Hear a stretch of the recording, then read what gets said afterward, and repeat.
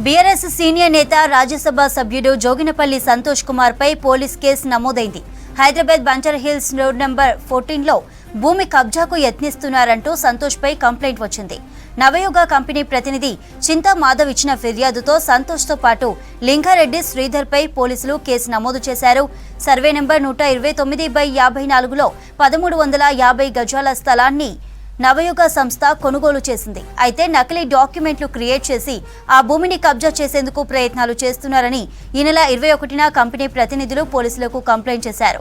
దీంతో ఆయనపై sections 400, 471, 447, 120B red with 34 IPC సెక్షన్ల కింద కేసు నమోదు చేశారు. ఇదే ఇష్యూపై మరిన్ని డీటెయిల్స్ ధనరాజ్ లైవ్ ద్వారా అందిస్తారు. ధనరాజ్, డీటెయిల్స్ ఏంటి? చంద్రిక, ఈ హైదరాబాద్లోని బంజారాహిల్స్లో ఉన్నటువంటి రోడ్ నెంబర్ 14లో ఉన్నటువంటి ఒక భూ కబ్జాకు పాల్పడ్డారంటూ కూడా ఇటు జోగినపల్లి సంతోష్ రావు పైన కూడా ఇటు బంజారాహిల్స్ పోలీసులు కేసు నమోదు చేశారు.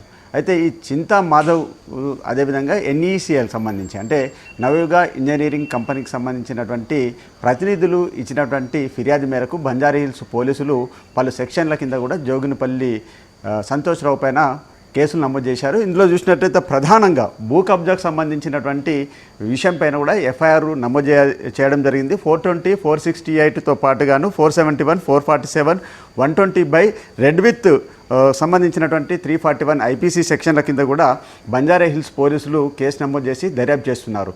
అయితే ఎన్ఈసిఎల్ సంబంధించినటువంటి ప్రతినిధులు ఇచ్చినటువంటి ఫిర్యాదు తీసుకున్నటువంటి బంజారాహిల్స్ పోలీసులు అయితే ఈ రోడ్ నెంబర్ 14లో ఉన్నటువంటి అక్కడ ఉన్నటువంటి ల్యాండ్ని ఏ విధంగా అంటే ఫ్యాబ్రికేటెడ్ చేసి అందులో కొన్ని రూమ్లను నిర్మించి ఇప్పటికే పొజిషన్లో ఉన్నారని ఈ బంజారాహిల్స్ పోలీసులకు ఫిర్యాదు చేసినటువంటి ఫిర్యాదుతోటి మొత్తం మీద కూడా ఆ స్పాట్కి చేరుకున్నటువంటి పోలీసులు అక్కడికి వెళ్ళి చూసినట్టయితే కూడా ఆ మొత్తం ఫ్యాబ్రికేటెడ్ సంబంధించినటువంటి ఫోర్జరీ డాక్యుమెంట్స్ తోటి ఈ భూమిని ఆక్రమించుకున్నారంటూ కూడా ఇప్పటికే పోలీసులు దాన్ని ఆ స్పాట్కి చేరుకొని పూర్తిగా పంచనామా నిర్వహిస్తున్నారు. అదేవిధంగా ఏదైతే బాధితులకు సంబంధించినటువంటి ఎన్ఈసిఎల్ సంబంధించినటువంటి ఏదైతే చింతా మాధవ్ ఇచ్చినటువంటి ఫిర్యాదు మేరకు ఇప్పటివరకు చూసినట్టయితే ఇందులో చూసినట్టయితే ఎంపీ సంతోష్ రావుతో పాటుగాను శ్రీధరు, లింగారెడ్డి ఈ ముగ్గురు పైన కూడా పోలీసులు పలు సెక్షన్ల కింద కూడా కేసు నమోదు చేసి దర్యాప్తు కొనసాగిస్తున్నారు. అయితే ఇందులో చూసినట్టయితే బంజారాహిల్స్లో అక్రమంగా రూములు నిర్మించడమే కాకుండా అందులో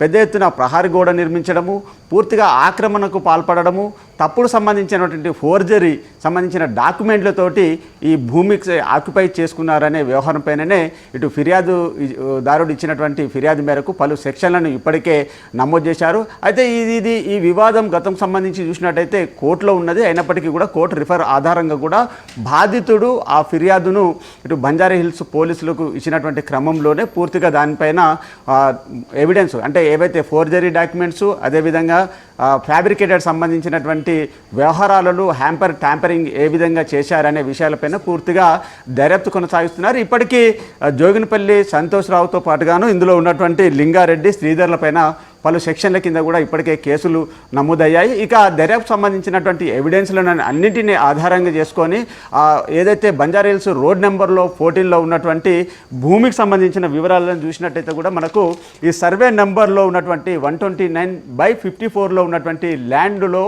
ఈ భూ ఆక్రమణకు పాల్పడ్డారనే వ్యవహారాలపైననే ఇప్పటికే పోలీసులు పలు సెక్షన్ల కింద కూడా కేసులు నమోదు చేశారు. దర్యాప్తును కూడా కొనసాగిస్తున్నారు. మొత్తం మీద చూసినట్టయితే హై ప్రొఫైల్కి సంబంధించినటువంటి జోగినపల్లి సంతోష్ రావు ప్రోద్బలంతో అదేవిధంగా శ్రీధర్, లింగారెడ్డిలు ఈ భూమిని కబ్జాకు పాల్పడ్డారంటూ ఎన్ఈసిఎల్ నవయుగ ఇంజనీరింగ్ కంపెనీ లిమిటెడ్ ప్రతినిధులు ఇచ్చినటువంటి ఫిర్యాదు మేరకు దర్యాప్తు కొనసాగిస్తున్నారు. చంద్రిక.